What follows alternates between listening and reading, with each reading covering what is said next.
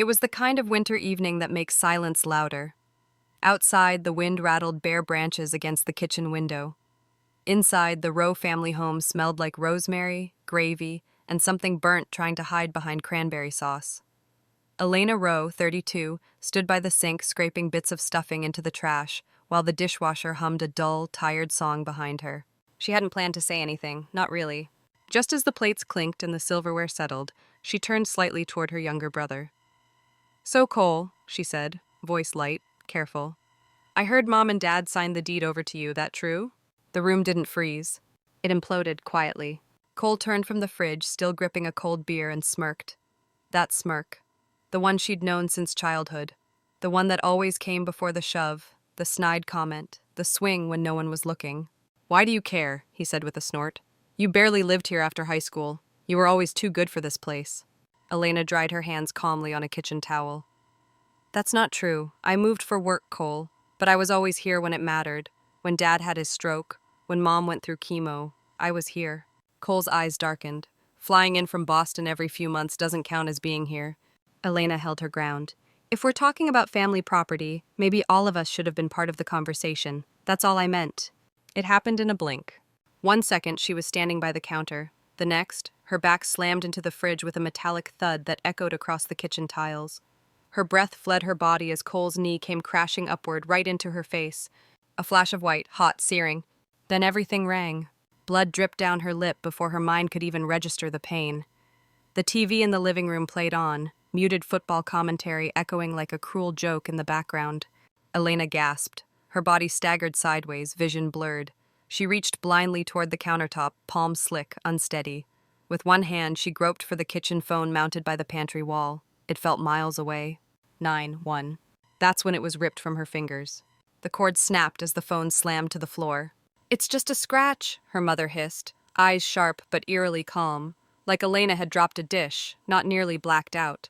"Stop being dramatic." Elena looked up. One eye was already swelling shut. "It's not a scratch," she whispered. Her mother bent down and picked up the broken phone like it was an inconvenience. "You always do this," she murmured. "Always turn things into a scene." From the recliner in the living room, her father never even looked up. "There goes the drama queen again." Just like that, casual, dismissive, crushing. Blood stained the collar of Elena's blouse. Her knees wobbled. No one moved. Not Cole. Not her mother. Not her father. Somewhere, the football announcer said, "First down at the 35. And that's when she saw it, by the baseboard. Her leather bracelet, the one her patient had given her last spring after their final shift together. It had snapped, broken, lying in a smear of blood. Nobody noticed, nobody cared. That bracelet meant something, like she once did. With trembling fingers, Elena picked it up and stood, every breath a war. She looked around the room, at the people who shared her blood but not her heart. Then she walked to the front door, opened it, stepped out. The cold air slapped her face like a second insult, and for a second she waited for someone to follow, to ask if she was okay. Nothing. The door creaked shut behind her. She stood beneath the porch light, blood drying against her cheek, and whispered, "They don't see me, but they'll hear me soon." The morning after, the bruising bloomed like ink beneath her eye. Elena stared at her reflection under the harsh fluorescent lights of the ER staff bathroom. Her cheekbone was swollen, a sickly shade of purple and yellow bleeding down toward her jaw. Her bottom lip was cracked at the center, a small split that refused to close. She dabbed it gently with a paper towel, then paused, pressing the towel there not because it helped, but because she didn't know what else to do with her hands. There was a knock. "Elena?" came a soft voice. Zoe, one of the new nurses, barely out of school, all fresh scrubs and nervous smiles. Elena opened the door slowly. Zoe blinked at her face, then looked away too fast. In her hand was a cup of hospital coffee, lukewarm and terrible, but warm nonetheless. "I didn't mean to intrude," Zoe murmured.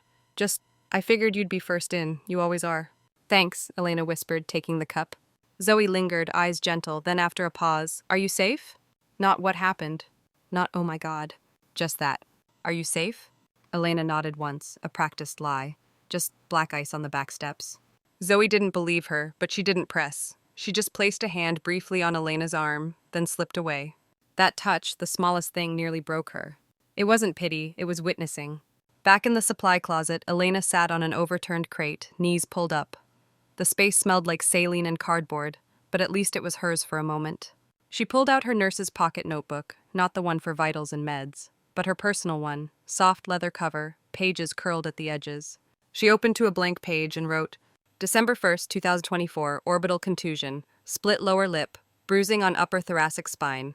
Cause, physical assault by younger brother. Context, family dinner. Witnesses, parents. No intervention. Her hand shook, but she kept writing. She flipped the page. Age 7, shoved off swing, said I fell. Age 10, locked in shed for hours, heat exhaustion. Age 13, tripped downstairs, blamed for being clumsy. Age 17, called hysterical during college fight. Dad refused FAFSA signature. Age 25, cut out of family estate planning. No explanation. Age 29, too dramatic to be included in family reunion. Age 32, nose bloodied, phone ripped from hand, called a liar. She paused, eyes burning. All these moments, scattered memories she used to excuse, to downplay, were now laid out in front of her like evidence. Not isolated incidents, not misunderstandings. A pattern. If this were a patient's chart, Elena thought, someone would have flagged it by now. Mandatory reporting. Risk of escalation. Signs of systemic neglect. But this wasn't a hospital, it was home. And in families, pain doesn't get filed. It gets buried. She closed the notebook and exhaled. The weight of years, suddenly not imagined but documented, pressed heavy against her chest. She slipped the notebook back into her coat, stood up, and rejoined the corridor filled with patients and buzzing monitors and nurses who, without realizing it, held her together better than blood ever had. That night, when she returned to her apartment, the bruise on her cheek had darkened. Her eye ached, her shoulder throbbed, but her hands? Her hands were steady. She sat at her desk, turned on the lamp, and created a folder on her laptop. Project Witness. Inside, she scanned every photo she still had of the damage. Attached time-stamped selfies she'd taken, just in case, after past arguments, past silences, past shoves. She uploaded every file. Not because she planned to go public, not yet, but because the act of naming it made it real. She clicked save. The screen glowed soft in the dark. Then slowly, deliberately, she whispered the sentence she had never dared speak aloud. What they did to me wasn't normal, and it was never my fault. The attic smelled like dust and lemon polish, the kind that never quite covered the scent of time. Elena climbed the creaking pull-down ladder, one rung at a time, careful with her left shoulder still sore from Cole's blow. She told herself she was just looking for an old heating pad her mom once kept in a blue tote. But really, she just needed air, space, distance from the kitchen downstairs where nothing had changed. Where her mother had smiled that same tight smile and said, "You're lucky Cole still puts up with you."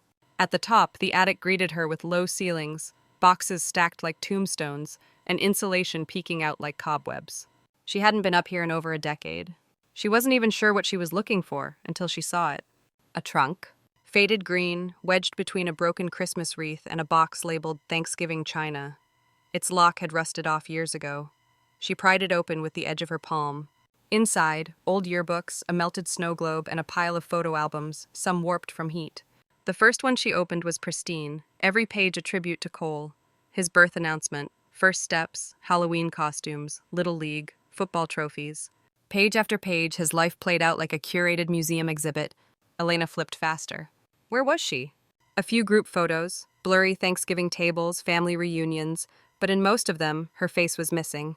Or she was in the background, out of focus, cut off by a page fold or someone else's arm. Then she found it. An album with warped corners and soot stains on the edge, the title Family 1999-2001. She opened it slowly. Most of the pages were torn. Pictures yanked out, ripped crudely, leaving behind ragged white squares where memories used to live. But one photo remained, just a fragment. The edge of a birthday cake, pink frosting, a single candle, and scribbled in purple marker, Elena's Day, with a crooked heart beside it. Her breath caught. She remembered that cake. Strawberry with cream cheese frosting. She had begged for it. She was 8. She also remembered what happened that night. Cole had wanted the pink ribbon from her dress, the one she'd worn just for her party. She'd refused, ran upstairs, hid the ribbon in the laundry basket under a towel. He found it, ripped it from the fabric, and shoved her into the linen closet at the end of the hallway, slammed the door. The lock clicked from the outside. She screamed at first, kicked the door, cried, called for her mother, her father.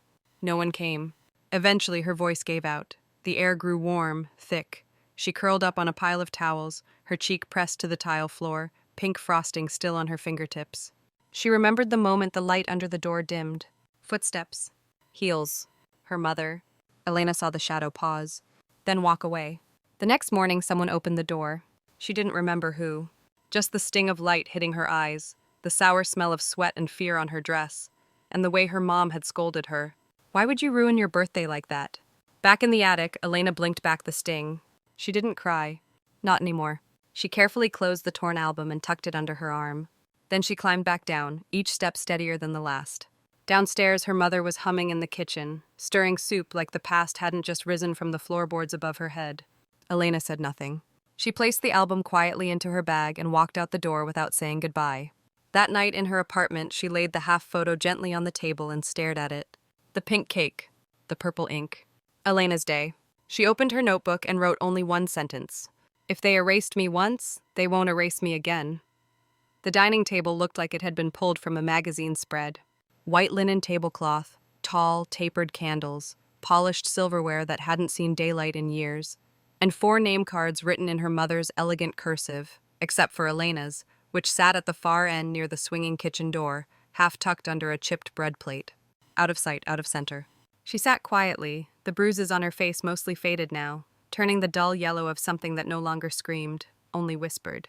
Camille, Cole's fiancé, was already seated, chatting with her parents about their upcoming vineyard tour in Sonoma.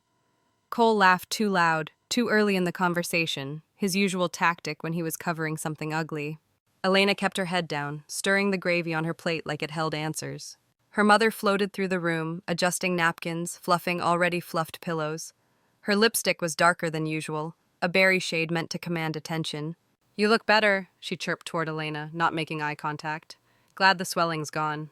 Elena nodded. "Yeah, healing is slow." Her mother had already turned away. Dinner began with the usual script. Her father asked about traffic. Her mother offered potatoes. Camille praised the cranberry sauce. It was all so painfully normal, so staged, like a dinner theater performance in which everyone had memorized their lines, except Elena had walked on stage carrying truth no one wanted to hear. She set her fork down. "I found something," she said softly, eyes fixed on her plate. "Upstairs, in the attic." Silence. "I was looking for an old heating pad. I came across the photo albums, the one labeled Family 1999-2001. My pages were gone." Her mother stiffened, spoon midair. Her father paused with his knife just touching the roast. "Did Cole do that, or?" Elena let the question hang. Her mother didn't look at her. She just smoothed her lipstick in the mirror beside the pantry. "You always made things heavy," she said with a sigh. "Crying at birthdays, sulking at Christmas. I told your father, this one's got a flair for theatrics." "So you tore them out?" Elena pressed. No answer. Just a shrug. "Not everything is an attack, Elena. You ruined more holidays with your crying than I care to count." A flush rose to Elena's cheeks, not from shame this time, but from the quiet, bitter fire of clarity. "I remember the closet," she said. "You saw me. You walked away." Her mother turned back to the oven, already done with the conversation. "I need to finish the rolls." Dinner resumed like nothing had cracked. But then, as Cole reached across the table, laughing, loud, careless, his elbow clipped the edge of the teapot. The heavy porcelain pot tipped. Scalding water poured over the tablecloth and directly into Elena's lap. The scream tore from her throat before she could stop it. The pain was white-hot, searing. Her chair scraped back violently as she stood, hands trembling. Everyone froze. Her mother sighed. "That was your fault," she said flatly. "You sat too close." Cole smirked. "Guess you should have picked the other seat, huh?" Elena stumbled to the kitchen, hands shaking uncontrollably. She yanked open the freezer, just an old bag of peas. She grabbed it anyway, wrapped it in a dish towel, and pressed it to her thighs through the thin fabric of her dress pants. It barely helped. She stayed there for several minutes, breathing shallowly, biting the inside of her cheek, letting the pain crawl into something colder. When she returned, the table conversation had resumed, like nothing had happened. Like she hadn't screamed. Like she hadn't been burned. She stood behind her chair. Then she turned and left. No one called after her. No one followed. Back in her apartment, she stripped out of the damp clothes, changed into soft cotton pants, and sat on the edge of her bed. The pain throbbed, yes. But deeper than that, what stung more was the confirmation. The clarity. This wasn't a misunderstanding. It wasn't drama.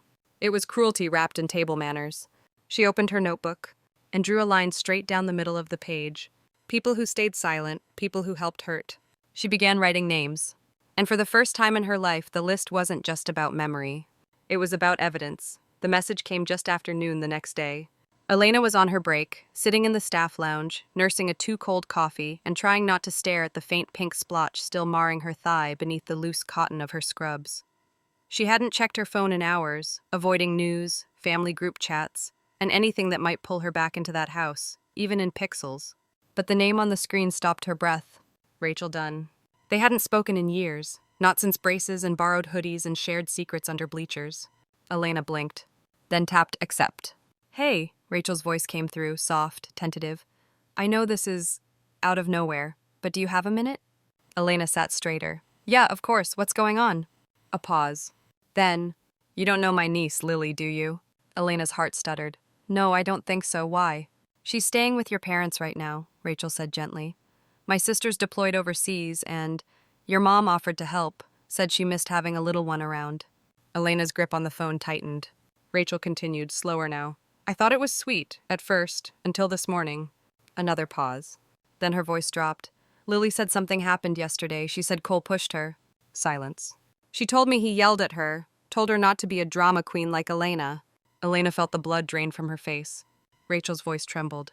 She said she was faking it, that she was being too emotional. Her wrist looked swollen. I thought maybe she bumped it. Maybe, I don't know. She was rambling now, nervous. I didn't want to overreact, but Lily's not the type to lie. She was crying, Elena. And when I asked what happened, she said, I didn't mean to be like her, like you. Elena couldn't speak. Her body had gone cold. Rachel took a shaky breath. I remembered things from back then. I didn't know who else to call. You did the right thing, Elena said, voice raw. She hung up and sat frozen for several minutes, the hum of the vending machine behind her suddenly too loud. It was happening again. The same words, the same silence, different child, same hands. She opened her notebook, flipped to the back, wrote one line. Her name is Lily, 8 years old, and they're teaching her that pain is performance. Elena thought about that little girl's swollen wrist, about the way her name, Elena, had been used like an insult, like a warning. She remembered being 8, remembered the closet, the towels, the sweat, the silence. And now Lily was there, in that same house, hearing the same lies. She stood, walked to the window, pressed her forehead to the cold glass. The same debate roared back, one she thought she'd buried in therapy and forgetfulness.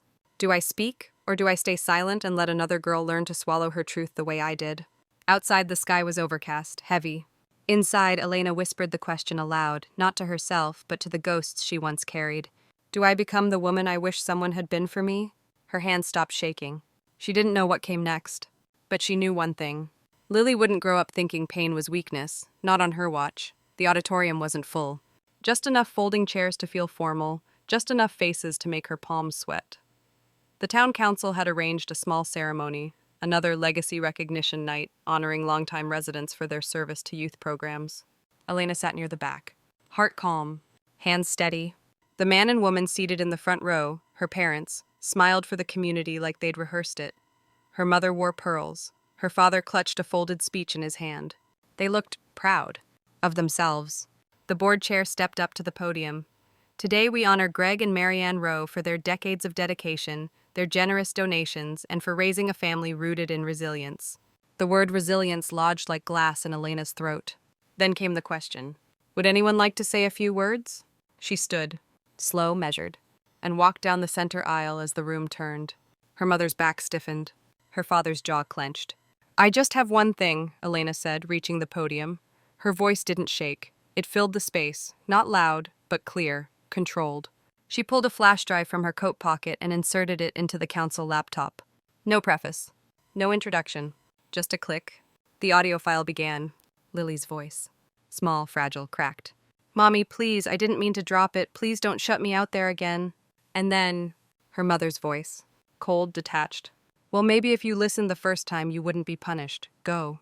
Gasps echoed through the room. A teacher in the third row covered her mouth. A man behind Elena whispered, My God. Elena let the silence sit, thick and heavy, before she spoke. I'm Elena Rowe, their daughter, Lily's cousin, the one they told to stop crying, the one they locked in closets and erased from photo albums, the one they called dramatic, when I was just hurt. From the side, a woman stood. I reported a bruise on Lily's arm last spring, said Mrs. Nelson, the music teacher. No one followed up. I asked the principal. I never got an answer. Another voice joined. We're their neighbors, a man said softly. Every Saturday we heard yelling. We thought someone else would say something. The dam had cracked.